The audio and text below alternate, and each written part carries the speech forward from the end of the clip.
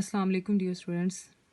आज के लेक्चर में हम fundamental principles of organic chemistry में लास्ट टॉपिक स्टडी करेंगे, आइसोमेरिज्म की, जो कि सेकंड टाइप है, ज्योमेट्रिक आइसोमेरिज्म, जिसे सिस ट्रांस आइसोमेरिज्म भी कहा जाता है। डेफिनेशन के एतबार से अगर हम देखें तो those compounds which possess the same structure formula but differ with the respect of position of identical groups in space are called cis-trans isomers, and the phenomena is known as cis-trans or geometric isomerism. ये isomerism एक new type है जो आप study कर रहे हैं। इसमें भी सेम फीचर है कि हमारे पास किसी भी कंपाउंड का स्ट्रक्चर फार्मूला सेम होता है, लेकिन उसमें मौजूद आइडेंटिकल जो ग्रुप्स होते हैं, डिफरेंट ग्रुप्स जैसे कि कार्बन के साथ बॉन्डेड होते हैं, उनकी जो पोजीशन है वो स्पेस में डिफरेंट होती है। क्योंकि हम किसी कंपाउंड की जब ज्योमेट्री देखते हैं तो उसमें आइडेंटिकल ग्रुप्स की ओरिएंटेशन, उनकी पोजीशन डिफरेंट होती है, तो उससे एक नई फॉर्म जनरेट होती है, जिसे हम या तो सिस की फॉर्म लेते हैं या ट्रांस की फॉर्म लेते हैं। इस फिनोमेना को ओवरऑल ज्योमेट्रिक आइसोमेरिज्म का नाम दे रहे हैं क्योंकि उसकी ज्योमेट्री में चेंज आता है, या हम उसे सिस ट्रांस आइसोमेरिज्म भी कहते हैं। ज्योमेट्रिक आइसोमेरिज्म एक इम्पॉर्टेंट और क्वेश्चन है और ये लॉन्ग के अतबार से बहुत ख़ास है, और इससे MCQs भी और शॉर्ट क्वेश्चंस भी पूछे जाते हैं। सवाल ये पैदा होता है कि बेसिकली किस तरह के कंपाउंड्स में ये बिहेवियर देखने को मिलता है। नॉर्मली अगर हम बात करें तो जब भी दो कार्बन के एटम्स एक दूसरे के साथ सिंगल बॉन्डेड होते हैं तो उनके अंदर एटम्स की या ग्रुप्स की रोटेशन बहुत आसान होती है। लेकिन जैसा कि आप देख सकते हैं, इथेन का स्ट्रक्चर है जिसमें तमाम बॉन्ड सिग्मा बॉन्ड्स हैं।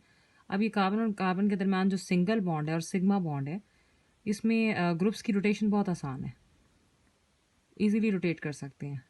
लेकिन जब हम ऐसे केस की बात करते हैं जिसमें कार्बन और कार्बन के दरमियान डबल बॉन्ड आ जाता है, यानी जब भी दो कार्बन के एटम्स डबल बॉन्ड के साथ ज्वाइन करते हैं तो वो फ्रीली रोटेट नहीं कर सकते, और जब वो फ्रीली रोटेट नहीं करेंगे तो एज अ रिजल्ट क्या होगा, the relative position of different groups attached to these carbons get fixed and give rise to cis trans isomers. तो जब पोजीशंस फिक्स हो जाती हैं तो डिफरेंट ग्रुप्स जो इनके साथ अटैच होते हैं उनकी पोजीशन फिक्स हो जाती है, और उस पोजीशन फिक्स होने की बदौलत हमें ये सिस ट्रांस या ज्योमेट्रिक आइसोमेरिज्म डिफरेंट कंपाउंड्स में नज़र आती है। इथीन है यहाँ पर और ये ब्यूटीन है। जनरली अगर आप इनके स्ट्रक्चर्स को देखें तो कार्बन और कार्बन के दरमियान डबल बॉन्ड है, और डबल बॉन्ड में अगर आप गौर से देखें तो एक सिग्मा और एक पाई होता है। प्रीवियस लेक्चर्स में भी हमने डिटेल में बात की, इसमें भी इसी तरह से है। तो ये रोटेशन यहाँ पे पॉसिबल नहीं होती, क्यों नहीं होती उसको भी देख लेते हैं। The rotation of two carbon atoms joined by a double bond could happen only if the pi bond breaks, कि अगर पाई बॉन्ड ब्रेक होगा तो डबली बॉन्डेड कार्बन्स में रोटेशन पॉसिबल है। लेकिन जो पाई बॉन्ड है उसको ब्रेक करने के लिए हमें बहुत ज़्यादा एनर्जी की ज़रूरत होती है, तो जो आपके पास अवेलेबल नहीं होती। यही वजह है कि ज्योमेट्रिक आइसोमर्स क्रिएट होते हैं। अब एक इम्पॉर्टेंट क्वेश्चन आता है यहाँ से, नेक्स्ट में हम देखते हैं कि why there is no free rotation around a double bond and a free rotation around a single bond. कि हमने भी देखा कि डबल बॉन्ड के गिर्द तो फ्री रोटेशन आपके पास नहीं होती, जबकि सिंगल के गिर्द होती है। तो उस केस को हम देख सकते हैं कि रूम टेम्परेचर की अगर बात की जाए तो 80 kilo joule thermal energy available है, जो इतनी होती है यानी सफिशेंट होती है to bring about free rotation around a single bond, कि सिंगल बॉन्ड के गिर्द एटम्स या ग्रुप्स इजीली रोटेट कर सकते हैं। लेकिन जब हम डबल बॉन्ड का केस स्टडी करते हैं या उसकी स्टडी करते हैं तो one of the carbon atom of double bond is rotated with respect to the other. The overlapping of p orbitals is removed and pi bond should break. इस चीज़ को आप अंडरस्टैंड कर सकते हैं। नीचे स्ट्रक्चर दिया हुआ है, ब्यूटीन का स्ट्रक्चर, ये दोनों ब्यूटीन की ही फॉर्म्स हैं। अभी प्रीवियसली आप देख रहे थे ब्यूटीन के स्ट्रक्चर के अंदर आप देख सकते हैं कार्बन कार्बन के साथ डबल बॉन्ड बना रही है, जिसमें एक सिग्मा बॉन्ड है और एक पाई बॉन्ड है। पाई बॉन्ड का आपने कॉन्सेप्ट देखा था प्रीवियसली कि ये बॉन्ड आपके पास above and below the plane होता है, दो एटम्स के दरमियान रिजाइड नहीं करता, एक ही एटम पर इसकी डेंसिटी लाई करती है, above the plane and below the plane. So ऐसे केस के अंदर जब हमें रोटेशन करवानी है एक ग्रुप की दूसरे रिस्पेक्ट के बिहाफ पर, तो ये पी ऑर्बिटल्स की जो ओवरलैपिंग है इसको पहले रिमूव करना पड़ेगा। उसको रिमूव करने का मतलब है कि आप पाई बॉन्ड को ब्रेक करने की कोशिश कर रहे हैं। अब पाई बॉन्ड ब्रेक क्यों नहीं हो सकता, उसकी वजह about 263 kilo joule thermal energy is required, which is not available at room temperature. Hence, free rotation is not possible around double bond. अब ये इतनी थर्मल एनर्जी रूम टेम्परेचर पर नहीं होती, जिसकी वजह से पाई बॉन्ड को ब्रेक करना मुश्किल है, इसीलिए फ्री रोटेशन डबल बॉन्ड के गिर्द पॉसिबल नहीं है। तो ये क्वेश्चन इंतहाई इंपॉर्टेंट है एज अ शॉर्ट। अब हम ये देखेंगे क्या सारे कंपाउंड्स ज्योमेट्रिक आइसोमेरिज्म शो करते हैं जिनमें डबल बॉन्ड होता है? नो। इसकी कुछ कंडीशंस हैं, और अगेन यहाँ से भी क्वेश्चन पूछ लेते हैं कि what are the conditions of geometric isomerism, या आप वो नेसेसरी या सफिशिएंट कंडीशंस बताएं कि कौन से कंपाउंड जो हैं ज्योमेट्रिक आइसोमेरिज्म एग्जिबिट करते हैं। तो दो कंडीशंस हैं। पहली कंडीशन कि वो कंपाउंड जो ज्योमेट्रिक आइसोमेरिज्म शो करेगा उसमें डबल बॉन्ड मस्ट होना चाहिए, यानी presence of double bond. Second है कि two groups attach to the same carbon must be different. अब वो जो डबल बॉन्डेड आपके पास स्ट्रक्चर है उसमें जो कार्बन्स हैं, डबल बॉन्डेड कार्बन्स, उसके साथ जो ग्रुप्स लगते हैं, अटैच होते हैं, बॉन्ड बनाते हैं, एक ही कार्बन के साथ आपके पास जो दो ग्रुप्स लगेंगे उन्हें डिफरेंट होना चाहिए। ये कंडीशन है ज्योमेट्रिक आइसोमेरिज्म की। अगर कोई स्ट्रक्चर ये कंडीशन फॉलो कर रहा है तो वो ज्योमेट्रिक आइसोमेरिज्म शो करेगा, एग्जिबिट करेगा। तो आप इसमें केसेस आगे देखेंगे। अब ज्योमेट्रिक आइसोमेरिज्म की दो फॉर्म्स होती हैं, एक होती है सिस फॉर्म, एक होती है ट्रांसफॉर्म, और इसके नाम की, इस फॉर्म्स की बुनियाद पर इसका नाम भी रखा गया है कि cis trans isomerism. Cis form क्या होती है? If similar groups are present on the same side of the double bond in a compound then it is cis form. यानी आपके पास एक स्ट्रक्चर है, लाइक यहाँ पे आपको नीचे स्ट्रक्चर नजर आ रहा है 2 ब्यूटीन का। सिंपल ये ब्यूटीन है, सेकंड पर डबल बॉन्ड है इसलिए 2 ब्यूटीन इसे कह रहे हैं। इस तरह से ओपन करने का मकसद आपके पास बेसिकली ज्योमेट्रिक आइसोमेरिज्म शो करवाना है।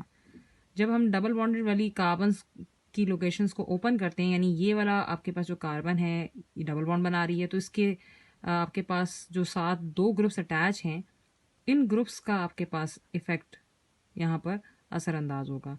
इस तरह इस कार्बन के साथ भी जो है दो ग्रुप्स आपके पास सेम नहीं होने चाहिए। अभी हम कंडीशन पढ़कर आ रहे हैं। अगर मैं आपसे ये पूछूं कि ये क्या है, तो आप कहेंगे सबसे पहले इसमें जी डबल बॉन्ड है, फिर second two groups attach to the same carbon must be different हैं, तो ये शो करता है ज्योमेट्रिक आइसोमेरिज्म। फिर आगे ज्योमेट्रिक आइसोमेरिज्म में ये फॉर्म कौन सी है? Either it is cis form और ट्रांसफॉर्म। तो सिस फॉर्म में आपने देखा कि अगर आपके पास डबल बॉन्ड के सेम साइड पर, जैसे कि ये डबल बॉन्ड है, इसकी इस साइड पर if similar groups are present, एक जैसे ग्रुप्स मौजूद हैं, चाहे वो नीचे वाली साइड पर हो चाहे वो ऊपर वाली साइड पर हो, तो उसे हम सिस फॉर्म कहेंगे। जबकि इसके बरक्स दूसरी फॉर्म होती है trans form. If similar groups are present on the opposite side of the double bond in a compound then it is trans form. Like आप इसी फॉर्म को देखेंगे ट्यूब ब्यूटीन को ट्रांस की फॉर्म में, तो क्या हुआ है यहाँ पर कि डबल बॉन्ड के साथ ऊपर दो ग्रुप्स डिफरेंट हैं। लाइक पहले ये CH3 ऊपर था, बाद में ट्रांसफॉर्म होकर नीचे जा चुका है। तो ये अब डिफरेंट ग्रुप्स आपके पास रिजाइड कर रहे हैं इस साइड पर, और सिमिलर ग्रुप्स आपके पास ऑपोजिट साइड पर हैं डबल बॉन्ड के, तो हम कहेंगे ये इसी ट्यूब्यूटिन की ट्रांसफॉर्म है। तो ये आपके पास ज्योमेट्रिक आइसोमेरिज्म की सिस और ट्रांसफॉर्म होती है। इसी तरह आपके पास ये एक और स्ट्रक्चर है 2 पेंटीन। अब पेंटीन है तो 1 2 3 4 5 कार्बन आएंगी। 2 इसलिए कह रहे हैं कि 2 कार्बन पर डबल बॉन्ड है। अब ये डबल बॉन्ड इस कार्बन का भी है और इस कार्बन का भी है। आपने इसी लोकेशन को ओपन करना है जहां पर डबल बॉन्ड होगा, यानी डबल बॉन्ड के साथ जो दोनों कार्बन्स होंगी उनके साथ मजीद जो ग्रुप्स अटैच हैं उन्हें आप ओपन करेंगे। लाइक इस कार्बन के साथ देखें तो यहाँ मिथाइल लगा हुआ है, इस कार्बन के साथ चेक करें तो यहाँ पे इथाइल लगा हुआ है। तो दो सिमिलर ग्रुप्स एक साइड पर लगे हुए हैं डबल बॉन्ड के, चाहे मिथाइल इथाइल इथाइल प्रोपाइल, इससे कोई फ़र्क नहीं पड़ता, आपके पास नेचर ऑफ ग्रुप सेम होनी चाहिए। अगर यहाँ पे मिथाइल है, इथाइल है, ब्यूटाइल है, कुछ भी है, तो वो सेम सिमिलर ग्रुप्स ही कंसिडर होंगे। कार्बन नंबर बराबर करना कोई कंडीशन नहीं है यहाँ पर, तो इसे हम कहेंगे सिस फॉर्म। लेकिन अगर यही चीज़ आप ट्रांस में देखें तो आप इस ग्रुप को नीचे ले जाएं या इसको नीचे ले जाएं, तो वो सिमिलर जो ग्रुप्स थे कैटेगरी के, वो डबल बॉन्ड के ऑपोजिट साइड्स पर आ चुके हैं, तो ये ट्रांसफॉर्म है। एक और आपके पास स्ट्रक्चर है जो आप देख सकते हैं इस वक्त, इसमें 1, 2 और 3 कार्बन वाला स्ट्रक्चर है, तो और डबल बॉन्ड है, तो प्रोपीन कहलाएगा। साथ ही साथ इसमें ब्रोमो का ग्रुप लगा हुआ है जो पहली कार्बन पर लगा हुआ है, ये कार्बन नंबर 1 होगी, यहाँ से डबल बॉन्ड अटैच हो रहा है, और ये कार्बन नंबर 2 बनेगी जिसपे क्लोरो लगा हुआ है, तो इसे हम बोल रहे हैं 1 ब्रोमो 2 क्लोरो प्रोपीन। इस स्ट्रक्चर में अगर आप गौर करें तो ब्रोमो और क्लोरो ये एक ही हेलो ग्रुप से ताल्लुक़ रखते हैं, एक ही क्लास से इनका ताल्लुक़ है, और ये डबल बॉन्ड के एक ही साइड पर मौजूद हैं, तो इसे हम सिस फॉर्म कहेंगे। लेकिन अगर इनमें से कोई एक ग्रुप ऑपोजिट साइड पर चला जाता है, बॉटम लाइन पर चला जाता है, तो वो उसकी ट्रांसफॉर्म होगी। जैसा कि ये ब्रोमीन नेक्स्ट स्ट्रक्चर में बॉटम में हाइड्रोजन की जगह रिप्लेस कर रही है ये, तो हमारे पास ये क्या होगी, ट्रांसफॉर्म। तो ये आपके पास ओवरऑल ज्योमेट्रिक आइसोमेरिज्म का कॉन्सेप्ट है, जिससे लॉन्ग क्वेश्चन भी आ सकता है, शॉर्ट के एतबार से कंडीशंस पूछ सकते हैं आपसे, या आपके पास इसकी टाइप्स पूछी जा सकती हैं, या फ्री रोटेशन के हवाले से सवाल किया जा सकता है। अब कुछ एक्सरसाइज के एमसीक्यूज थे जो हमारे रिमेनिंग रहते थे। The chemist who synthesize urea from ammonium cyanate was Wohler. ये आपने प्रीवियसली 3rd लेक्चर के अंदर पढ़ा था होलर का कॉन्सेप्ट, तो होलर ने पहली दफ़ा ये काम किया था। नेक्स्ट में आप देखें, in tertiary butyl alcohol the tertiary carbon is bonded to. ये इन डिटेल हम आगे पढ़ेंगे भी। टर्शरी ब्यूटाइल अल्कोहल, अल्कोहल वो क्लास होती है जिसमें OH ग्रुप हो, OH is your functional group. अगर उसके साथ कोई कार्बन लगी हुई है, ब्यूटाइल का मतलब है कि 4 कार्बन हैं, तो OH के ग्रुप के साथ जो डायरेक्ट कार्बन लगी हुई है उसके साथ मजीद 3 कार्बन अटैच हैं, तो जो फंक्शनल ग्रुप के साथ कार्बन लगी होती है उसको उसका कनेक्शन अगर आगे हम देखें तो तीनों वो कार्बन के साथ जुड़ा हुआ है मजीद, तो कोई हाइड्रोजन उसके साथ डायरेक्ट अटैच नहीं है, इसीलिए इसका ऑप्शन बनेगा नो हाइड्रोजन आइटम। नेक्स्ट है जी, select from the following the one which is alcohol. अगर आप चारों मेंबर्स को देखें तो अल्कोहल का फंक्शनल ग्रुप क्या होता है जी, जिसमें हाइड्रोक्सिल ग्रुप लगा हो, तो ये आपके पास क्लास अल्कोहल की क्लास से ये कंपाउंड ताल्लुक़ रखता है, तो ये ऑप्शन राइट है। अब क्वेश्चंस देख लेते हैं। आपने प्रीवियसली डिफरेंट टॉपिक्स के अंदर ये सारे क्वेश्चन स्टडी कर लिए हैं। Question number 4, how organic compounds are classified, give suitable example of each type. आपने डिटेल में classification of organic compound study किया है और उनकी एग्जाम्पल्स भी पढ़ी हैं। आप उस टॉपिक को ध्यान से देखिए और वो आपके पास सारा असेसमेंट आप इसमें लिखेंगे। क्वेश्चन नंबर 5 है, what are homocyclic and heterocyclic compounds, give one example of each. Homocyclic और हेट्रोसाइक्लिक अगेन क्लासिफिकेशन में ही आता है, जहाँ पे आपने कार्बोसाइक्लिक और हेट्रो ऑफ ईच। होमोसाइक्लिक और हेट्रोसाइक्लिक अगेन क्लासिफिकेशन में ही आता है, जहाँ पे आपने कार्बोसाइक्लिक और हेट्रो एटम वगैरह पढ़े थे, उन्हीं की आप डेफिनेशंस और एग्जांपल्स मेंशन करेंगे। Question number 6, right the structure formulas of the 2 possible isomers of C4H10। ये है ब्यूटेन। प्रीवियसली आपने इससे पिछले लेक्चर में स्टडी किया कि ब्यूटेन के 2 पॉसिबल आइसोमर्स होते हैं, एन ब्यूटेन एंड आइसोब्यूटेन, तो वो आप मेंशन करेंगे। Question number 7, why is ethene an important industrial chemical. इसका ताल्लुक वैसे चैप्टर नंबर 8 से आएगा जो नेक्स्ट हम पढ़ेंगे, लेकिन इतना आपको पता होना चाहिए कि ये एक इम्पॉर्टेंट तरीन केमिकल है जो ख़ास किस्म की अल्कोहल एथेनॉल बनाता है, पॉलीथीन बनाता है और इम्पॉर्टेंट केमिकल प्रोडक्ट्स ये क्रिएट करता है। मजीद हम कुछ और यूजेस पढ़ेंगे तो वो आप इसमें ऐड करेंगे। Question number 8, what is meant by functional group, name typical functional groups containing oxygen. Previously functional group के एक लेक्चर में हमने इन डिटेल पढ़ा था, वहाँ मैंने आपको बताया था कि तमाम फंक्शनल ग्रुप्स में से ऑक्सीजन कंटेनिंग का एक क्वेश्चन है वो आप प्रिपेयर करेंगे, तो जिन जिन में ऑक्सीजन आता है वो आप इसमें लिखेंगे और डेफिनेशन भी मेंशन करेंगे। Question number 9, what is an organic compound, explain the importance of Wohler's work in the development of organic chemistry. तो 3rd लेक्चर के अंदर आपने स्टडी किया था कि ऑर्गेनिक कंपाउंड्स क्या होते हैं और होलर की कंट्रीब्यूशन क्या है, उसने क्या डेवलप किया था, उसने यूरिया को सिंथेसाइज किया था और वहाँ से ऑर्गेनिक कंपाउंड्स की जो है इब्तदा हुई थी, तो वो आप इसमें उसकी जो है सारी कंट्रीब्यूशन मेंशन करेंगे। Question number 10 again is very important, right a short note on cracking of hydrocarbons. आपने क्रैकिंग पढ़ी, क्यों ज़रूरत पड़ती है, टाइप्स क्या हैं, इन डिटेल विद एग्जाम्पल, वो आप इसमें मेंशन करेंगे.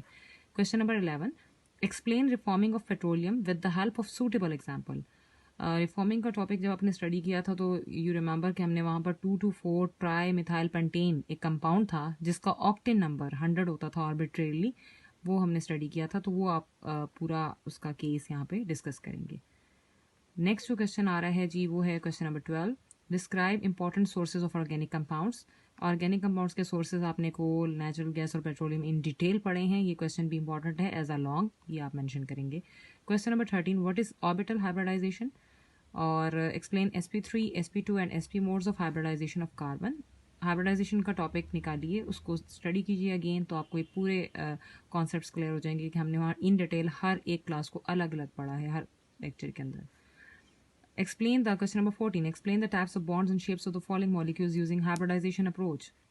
ये हाइब्रिडाइजेशन के टॉपिक के अंदर फर्स्ट हाइब्रिडाइजेशन के लेक्चर में आपको मैंने ये क्वेश्चन ऑलरेडी बताया था, जिसमें ये आपके पास इथेन था, इथीन, इथाइन, फॉर्मेल्डिहाइड है और मिथाइल क्लोराइड है, जिनका ताल्लुक sp3, sp2 और sp हाइब्रिडाइजेशन से था. तो आपने जो जो हेडिंग्स वहाँ पढ़ी थी, ईच एंड एवरीथिंग आप हर एक के लिए लिखेंगे. Question number 15, last question. Why there is no free rotation around a double bond and a free rotation around a single bond? Discuss cis trans isomerism. ये क्वेश्चन नंबर 15 के दो parts हैं. ये वाला जो पार्ट है ये शॉर्ट क्वेश्चन अभी रिसेंट आप पढ़ चुके हैं इन द लेक्चर, और दूसरा अगर ओवरऑल पूरा टॉपिक अगर आपसे पूछ लिया जाए तो वो आपसे कह सकते हैं कि डिस्कस सिस ट्रांस आइसोमेरिज्म. तो आप डिटेल में each and everything, definition, example, conditions, forms बताएंगे. So this is all about chapter 7, which is completed in all respects. Best of luck.